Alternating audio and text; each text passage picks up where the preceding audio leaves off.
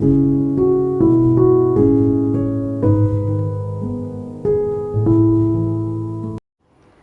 Doctor Mary CS, taluk hospital Peermade ഗൈനക്കോളജിസ്റ്റായിട്ട് work ചെയ്യുകയാണ്. ആർത്തവ ശുചിത്വത്തെക്കുറിച്ച് കുറച്ച് കാര്യങ്ങൾ നിങ്ങളെ ഓർമ്മിപ്പിക്കാൻ വേണ്ടിയിട്ടാണ് ഞാനിവിടെ ഉള്ളത്. ആർത്തവം എല്ലാവർക്കും അറിയുന്നത് പോലെ തന്നെ നോർമലി തുടങ്ങുന്നത് 9 വയസ്സിനും 14 വയസ്സിനും ഇടയിലാണ്. ഏതെങ്കിലും കുട്ടികൾക്ക് 9 വയസ്സിൽ താഴെ പീരീഡ് തുടങ്ങുകയോ അല്ലെങ്കിൽ 14 വയസ്സിന് ശേഷം പീരീഡ് തുടങ്ങാതിരിക്കുകയോ ചെയ്യുകയാണെങ്കിൽ അതൊരു ഗൈനക്കോളജിസ്റ്റിനെ സമീപിച്ച് ഇവാലുവേഷൻ ചെയ്യേണ്ടത് അത്യാവശ്യമാണ്. രണ്ടാമത്തെ കാര്യം എന്ന് വെച്ചാൽ നോർമലി പീരീഡ്സ് ഉണ്ടാവുന്നത് ഒരു 3 ദിവസത്തിനും 7 ദിവസത്തിനും ഇടയിൽ ബ്ലീഡിങ് നോർമലി ഉണ്ടാവാറുണ്ട്.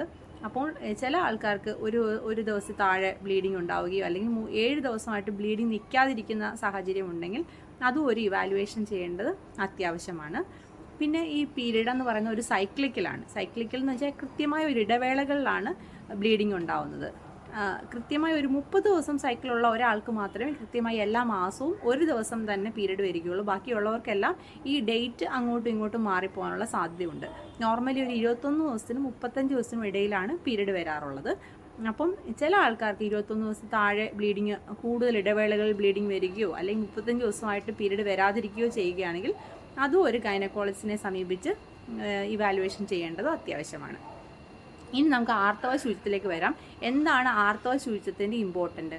ഏറ്റവും ഇമ്പോർട്ടൻ്റ് ആയിട്ടുള്ള കാര്യം എന്ന് വെച്ചാൽ നമ്മൾ ഇത് പീരീഡ് തുടങ്ങുന്ന സമയം തൊട്ട് തന്നെ കുട്ടികൾ ഇത് മനസ്സിലാക്കി മുന്നോട്ട് പോകണം. ഇതിൻ്റെ കോംപ്ലിക്കേഷൻസ് എന്ന് പറയുന്നത് നമ്മൾ ആർത്തവ ശുചിത്വം കൃത്യമായി സൂക്ഷിച്ചില്ലെങ്കിൽ മൂത്രാശയം സംബന്ധമായുള്ള അസുഖങ്ങൾ ഇടയ്ക്കിടയ്ക്ക് വരാനുള്ള ഉണ്ടാവാൻ സാധ്യതയുണ്ട്. റിക്കറൻ്റ് ആയിട്ടുള്ള യൂറിനറി ഇൻഫെക്ഷൻസ്, അത് ഡ്രഗ് റെസിസ്റ്റൻ്റ് ആയിട്ടുള്ള ഓർഗാൻസ് മൾട്ടിപ്പിൾ ആയിട്ട് ഇൻഫെക്ഷൻസ് വന്ന് പലതവണ ട്രീറ്റ് ചെയ്യുമ്പോൾ ആ സിംറ്റംസ് മാറാതെ നിൽക്കാനുള്ള സാധ്യത വളരെ കൂടുതലാണ്. രണ്ടാമത്തെ കാര്യം എന്ന് വെച്ചാൽ ജനനേന്ദ്രിയ സംബന്ധമായിട്ടുള്ള ഇൻഫെക്ഷൻസ്, അതായത് വജൈനൽ ഇൻഫെക്ഷൻസ്, യൂട്രസിനുള്ളിലുള്ള ഇൻഫെക്ഷൻസ്, അത് ട്യൂബിലേക്കൊക്കെ ബാധിക്കാനുള്ള സാധ്യതയുണ്ട്.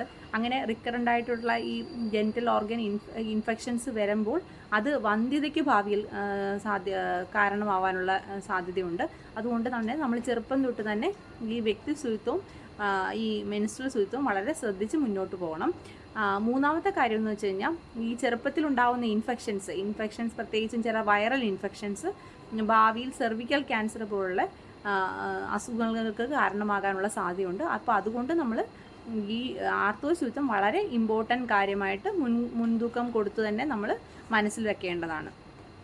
ഇനി എങ്ങനെയൊക്കെയാണ് നമ്മൾ ആർത്തവ ശുചിത്വം പാലിക്കേണ്ടതെന്ന് നോക്കാം. ഏറ്റവും പ്രധാനമായിട്ടുള്ളത് വ്യക്തി ശുചിത്വം തന്നെയാണ്. ആർത്തവം ഉള്ള സമയം, പീരീഡ് ആവുന്ന സമയത്ത് നമ്മൾ അറ്റ്ലീസ്റ്റ് 2 തവണയെങ്കിലും കുളിക്കേണ്ടതാണ്. 2 തവണ ഡ്രസ്സെല്ലാം മാറേണ്ടതാണ്. പ്രത്യേക അടിവസ്ത്രങ്ങൾ മാറേണ്ടതാണ്. ഇൻ കേസ് അടിവസ്ത്രങ്ങൾ ബ്ലീഡിങ് ആവുകയോ മറ്റോ ചെയ്യുകയാണെങ്കിൽ അപ്പോൾ തന്നെ അത് മാറ്റേണ്ടത് വളരെ അത്യാവശ്യമാണ്. അപ്പോൾ അതുമാത്രമല്ല, നമ്മൾ സാധാരണ ഉപയോഗിക്കുന്ന പ്രോഡക്ട്സ്, പലതരത്തിലുള്ള പ്രോഡക്ട്സ് നമ്മൾ പീരീഡ് സമയത്ത് ഉപയോഗിക്കാറുണ്ട്. കൂടുതൽ ആൾക്കാർ ഉപയോഗിക്കുന്ന സാനിറ്ററി പാഡാണ്. ചില ആൾക്കാർക്ക് തുണികൾ ഉപയോഗിക്കാറുണ്ട്, ചിലർ മെൻസ്ട്രൽ കപ്പ് ഉപയോഗിക്കാറുണ്ട്, ടാംപോൺസ് ഉപയോഗിക്കാറുണ്ട്. പലതരം പ്രോഡക്റ്റുകൾ അവൈലബിൾ ആണ്. അപ്പോൾ ഞാൻ തുണി ഉപയോഗിക്കുന്ന ഒട്ടും ഒരു നല്ല കാര്യമായിട്ട് കണക്കാക്കുന്നില്ല. കാരണം വെച്ചാൽ അത് ഇൻഫെക്ഷൻസ് സാധ്യത വളരെ കൂടുതൽ ഉണ്ടാക്കുന്നുണ്ട്. ഇപ്പോൾ ഇൻ കേസ് ഏതെങ്കിലും സാഹചര്യത്തിൽ തുണി ഉപയോഗിക്കുകയാണെങ്കിൽ തന്നെ അത് നന്നായി ചൂടുവെള്ളത്തിലിട്ട് സോപ്പിട്ട് കഴുകിയതിന് ശേഷം വെയിലത്തിട്ട് ഉണക്കിയെടുത്ത് അയൺ ചെയ്ത് ഉപയോഗിക്കേണ്ടത് വളരെയധികം അത്യാവശ്യമാണ്. പിന്നെ അതുമാത്രമല്ല, ഈ തുണി ഉപയോഗിക്കുന്നത് തന്നെ അത് റിപ്പീറ്റഡ് ആയിട്ട് ഒരുപാട് തവണ, അറ്റ്ലീസ്റ്റ് ഒരു 3-4 തവണയിൽ കൂടുതൽ ഉപയോഗിക്കുന്നതും നല്ലതല്ല. തുണികൾ തന്നെ ഉപയോഗിക്കുന്നത് ഇനിയുള്ള കാലത്ത് അത്രയധികം അനുയോജ്യമായിട്ടുള്ള കാര്യമാണെന്ന് തോന്നുന്നില്ല. മാക്സിമം അത് ഉപയോഗിക്കുന്നവർ വേറെ ഒരു പ്രോഡക്റ്റിലോട്ട് മാറേണ്ടത് വളരെയധികം അത്യാവശ്യമാണ്. കൂടുതൽ ആൾക്കാർ ഉപയോഗിക്കുന്ന സാനിറ്ററി പാഡ്സ് ആണ്. എല്ലാവർക്കും അതിനെക്കുറിച്ച് നന്നായിട്ട് അറിയാം. പലതരത്തിലുള്ള പ്രോഡക്റ്റ്സ് അവൈലബിൾ ആണ്. അപ്പോൾ നമുക്ക് അനുയോജ്യമായിട്ടുള്ള പ്രോഡക്റ്റ് വേണം സെലക്ട് ചെയ്ത് ഉപയോഗിക്കുക. സ്കൂളിൽ പോകുന്ന കുട്ടികളൊക്കെ ആണെങ്കിൽ ബ്ലീഡിങ് കൂടുതലുള്ള ദിവസങ്ങളിൽ ലെങ്ത് കൂടുതലുള്ള പാഡ് നമ്മുടെ മാർക്കറ്റിൽ അവൈലബിൾ ആണ്. അത് ഉപയോഗിക്കുന്നതായിരിക്കും കൂടുതൽ അനുയോജ്യം. പിന്നെ അത് മാത്രമല്ല, ഇടയ്ക്കുള്ള ലീക്സ് ഒഴിവാക്കാൻ വേണ്ടി വിങ്സ് ഉള്ള പാഡുകൾ ഉപയോഗിക്കുന്നതായിരിക്കും കൂടുതൽ നല്ലത്. അപ്പോൾ ഈ പാഡ് മാറ്റുന്ന കാര്യം, പൊതുവേ സ്കൂളിലൊക്കെ പോകുന്ന കുട്ടികൾക്ക് പാഡ് മാറ്റുന്നത് വളരെയധികം ഇഷ്ടമുള്ള കാര്യമല്ല. പക്ഷേ എപ്പോഴും പാഡ് നിറയുന്നതനുസരിച്ച് നമ്മൾ നോർമലി പാഡ് മാറ്റി കൊടുക്കണം. ഇൻ കേസ് ബ്ലീഡിങ് അധികം ഇല്ലാത്ത ദിവസങ്ങളിൽ നോർമലി നമ്മൾ രാവിലെ വെച്ച പാഡ് വൈകിട്ട് മാറ്റുന്നത് അത്ര ഒട്ടും അനുയോജ്യമായിട്ടുള്ള കാര്യമല്ല. ഒരു 4 തൊട്ട് 6 മണിക്കൂർ വരെ മാത്രമേ നമ്മളൊരു പാഡ് വെക്കാൻ പാടുള്ളൂ. ബ്ലീഡിങ് നിറഞ്ഞു കഴിഞ്ഞാലും ബ്ലീഡിങ് ഉണ്ടെങ്കിലും ഇല്ലെങ്കിലും 4 തൊട്ട് 6 മണിക്കൂറിനുള്ളിൽ ആ പാഡ് കൃത്യസമയത്ത് മാറ്റേണ്ടത് അത്യാവശ്യമാണ്. ഈ ഉപയോഗിച്ച പാഡ് നന്നായിട്ടൊരു പേപ്പറിലോ മറ്റോ പൊതിഞ്ഞ് കറക്റ്റായിട്ട് അത് ഡിസ്പോസ് ചെയ്യണം. അവിടെ എവിടെയൊക്കെ ഡിസ്പോസ് ചെയ്ത് വെക്കുന്നതും ഇൻഫെക്ഷൻസ് ഒക്കെ സ്പ്രെഡ് ചെയ്യാനും ദാറ്റ് ഈസ് അതും ഒരു ആരോഗ്യകരമായ ഒരു നല്ല കാര്യമല്ല. അപ്പം നമ്മളതും വളരെയധികം ശ്രദ്ധിക്കണം.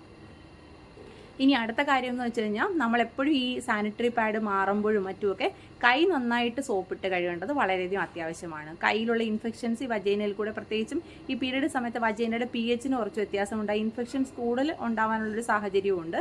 അപ്പം നമ്മൾ നന്നായി കൈ സോപ്പിട്ട് കഴുകേണ്ടത് വളരെയധികം, പാഡ് മാറ്റുമ്പോഴൊക്കെ സോപ്പ് ഇട്ട് കൈ നന്നായിട്ട് കഴുകേണ്ടത് വളരെയധികം അത്യാവശ്യമാണ്. പിന്നെ നമ്മൾ അവിടെ ക്ലീൻ ചെയ്യുന്നത്, ആ വജൈനയുടെ ഭാഗത്ത് ക്ലീൻ ചെയ്യുമ്പോൾ ശ്രദ്ധിക്കേണ്ട കാര്യം, എപ്പോഴും അവിടെ കഴുകുമ്പോൾ ഫ്രണ്ടിൽ നിന്ന് ബാക്കിലോട്ട് മാത്രമേ ക്ലീൻ ചെയ്യാൻ പാടുള്ളൂ. അതായത് വജൈനയുടെ ഫ്രണ്ടിൽ നിന്ന് ഏനസിൻ്റെ ഭാഗത്തോട്ട് മാത്രമേ ക്ലീൻ ചെയ്യാൻ പാടുള്ളൂ. തിരിച്ച് നമ്മൾ സ്വാഭാവികമായിട്ടും ചെറുപ്പം തൊട്ടേ പഠിക്കുന്നത് ഈ ബാക്കിൽ നിന്ന് ഏനസിൻ്റെ ഭാഗത്ത് നിന്ന് ഫ്രണ്ടിലോട്ട് ക്ലീൻ ചെയ്യാനാണ്. പക്ഷേ അത് ഇൻഫെക്ഷൻസിനുള്ള സാഹചര്യം കുറച്ച് കൂട്ടാനുള്ള സാഹചര്യമുണ്ട്. അപ്പം അതും നമ്മൾ പ്രത്യേകം ചെറുപ്പം തൊട്ടേ ആ ഒരു ശീലം വളരെ അത്യാവശ്യമാണ്. പിന്നെ അടുത്ത കാര്യം എന്ന് വെച്ചാൽ നമ്മൾ പീരിയഡ്സ് ഉള്ളപ്പോഴും ഇല്ലാത്തപ്പോഴും നമ്മൾ അവിടെ കഴുകുമ്പോൾ സോപ്പ് ലൈറ്റായിട്ടുള്ള മൈൽഡായിട്ടുള്ള സോപ്പ് ഉപയോഗിക്കുന്നത് നല്ലതാണ്. സോപ്പിട്ട് നന്നായിട്ട് കഴുകുക. പുറമേയുള്ള ഭാഗത്ത് വജൈനയ്ക്ക് ഉള്ളിലൊരിക്കലും നമ്മൾ സോപ്പിട്ട് കഴുകരുത്. അവിടെ ഒരു വജൈനയിൽ നോർമലി ഒരു അസിഡിക് pH ഉണ്ട്. സോപ്പ് ആൽക്കലിയാണ്. സോപ്പ് അവിടെ എത്തിക്കഴിഞ്ഞാൽ അതിന് pHന് ചേഞ്ച് വരാനും ഇൻഫെക്ഷൻസ് പെട്ടെന്ന് ഉണ്ടാവാനുള്ള സാധ്യതയുണ്ട്. അപ്പം പുറമേയുള്ള ഭാഗത്ത് മാത്രം നമ്മൾ സോപ്പിട്ട് നന്നായി കഴുകിയതിന് ശേഷം വെള്ളം കൊണ്ട് നന്നായി ക്ലീൻ ചെയ്ത് വെക്കുക.